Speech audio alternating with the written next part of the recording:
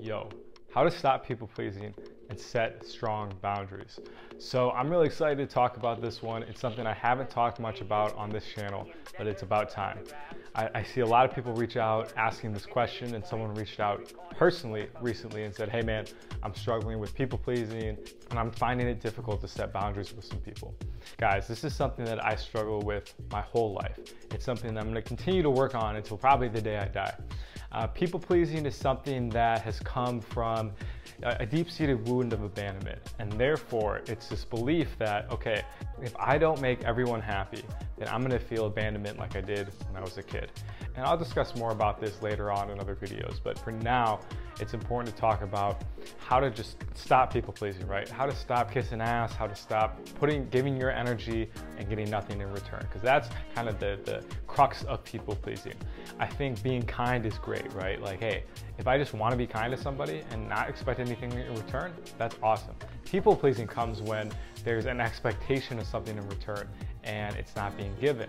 So oftentimes you see this, people give and they're just like unhappy about it. It's like usually that person probably overgives, is resentful that they are not getting the response that they want. So it's actually a form of manipulation. And of course we want to mitigate this as much as possible, because we don't want to be manipulative people. We want to be honest, wholesome, be kind because we want to be kind, not because we feel like we have to. And so the key to stop people pleasing, number one, is going to be set strong boundaries. Now, this is something as well that many of you may not have learned as a kid or in pre-adolescence, etc., and have struggled with it in adulthood. And I'll tell you, lack of boundaries is the reason why I used drugs and alcohol so much, and then had a crap ton of other addictions, because I could never say no to myself. I essentially was people pleasing with myself, right?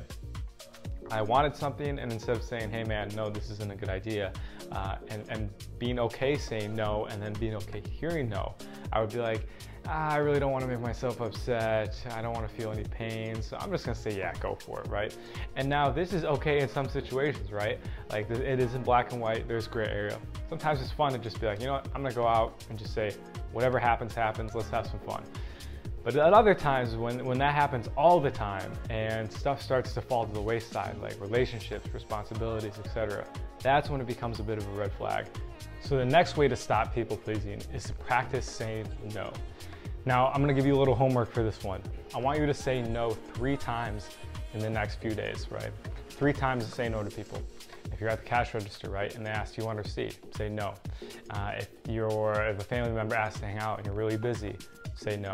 If someone asks you for change when you're walking down the street, say no. And this might hurt. This might feel like, wow, I'm being evil. I'm saying no. Like, why am I not wanting to help people? Is there something wrong with me? Right? You see how like illogical that is, right? Because I said no, all of a sudden I'm a bad person. No, it's saying that I'm not gonna just give everything I have all the time, 24/7. And I'm gonna practice setting boundaries, right? Going back to number 1. So saying no is a great way to start practicing boundaries.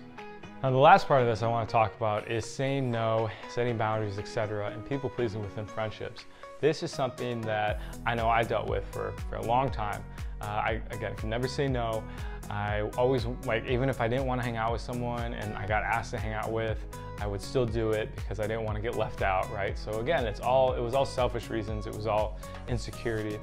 And over time, I had to learn how to say, like, just kind of separate from people, how to take that space to be by myself, right? And have some alone time. I don't always need to be around people. I don't always need friends. I don't always need relationships, etc. It's okay to take time and just be with myself. And so the person that reached out, their situation was that they have a friend and they talk to him almost every day. The person reaches out constantly, asks questions, needs help, etc. And this might be great at first, and this can be what's tricky about all this stuff, is that you can feel really good to help another person and just give and give, right? What happens though is that, again, when there's not strong boundaries, that giving turns into just like exhaustive giving, like, oh my God, I don't have any more energy left, right? Like I've used all my energy already helping somebody, and now I have to keep going and going. And so it's really important, if you're in that situation, right, to not blame the other person. They probably don't know they're doing it consciously, right? Like if you really sat back and said, wow, I'm just taking from this person nonstop, this is exhausting them, I can see it, it's probably a good time to take a step back.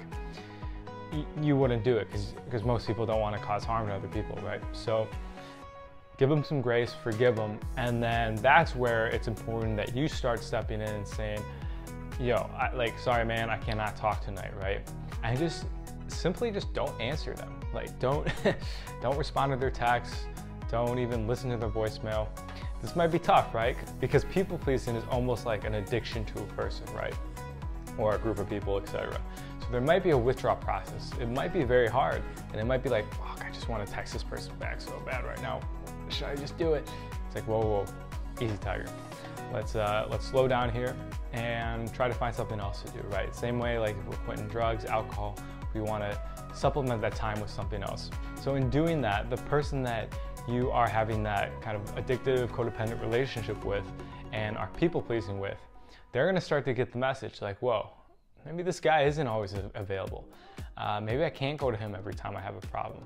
Maybe I need to find some other resources. And what might happen is one of two things. They might get upset and then resent you for it, which is their own sickness. And you can just have compassion for them and just know that, okay, this is really good that I'm separating from them because they literally think of me as their property, their savior, their something that is an extension of them. I'm my own person, right? The second thing that might happen is this is ideally what we want to happen, is that they kind of pick up on the hint. They're like, okay, maybe I've been reaching out to Joel a little too much. Maybe it's time to step back and give him a rest, right? That's kind of what the ideal situation would be. And then when you do reconnect with them, again, the key here is to maintain those boundaries, right? Not to just go back to the old ways where, okay, we had a 3-week or 3-day break. Okay, let's text 24/7 again. Like, whoa.